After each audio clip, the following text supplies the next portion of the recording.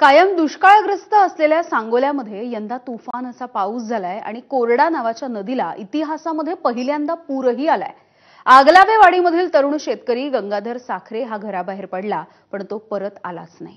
3 दिवसांनी त्याचा थेट मृतदेह सापडला। गंगाधरच्या जाण्यामुळे त्याच्या कुटुंबियांवरती दुःखाचा डोंगर कोसळलाय।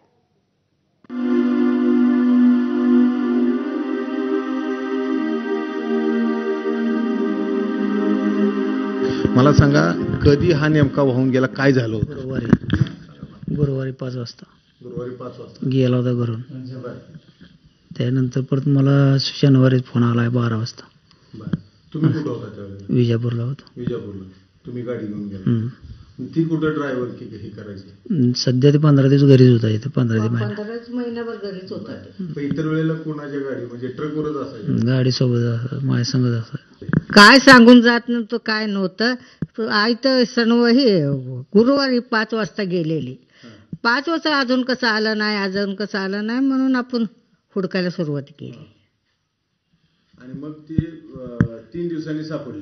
3 दिवसांचा नदीत जाईल म्हणून आपणाला काय नव्हतं, पाणी बक्कळ आल्यामुळे घ्यायला वाटतं। मला 2-4 मित्रांचा फोन आला, असं प्रत्येक वाहत आले नदीतून।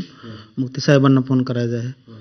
मग साहेबांना फोन केला, साहेब म्हणले तुम्ही प्रेत काढा। आबासाहेबांना मी फोन केला, दीपक आबांना। आबा पण म्हणले काढून घ्या। काढून घेतल्यानंतर मग ते आमच्या भाऊकीतला लागला।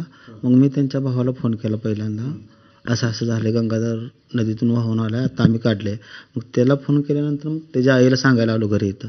नदीत पाणी एवढं कधी नसतं, एवढं कधी नव्हतं, ह्याच्यावरती कधी नाही। ज्या वेळेला मृतदेह बाहेर आला त्यावेळेला लक्षात आलं की गंगाधर या इथं नदीत वाहून गेला आणि त्यात त्याचा मृत्यू झालेला आहे। जवळून कॅमेरामन सचिन झाडेसह सुनील दिवाणे, एबीपी माझा।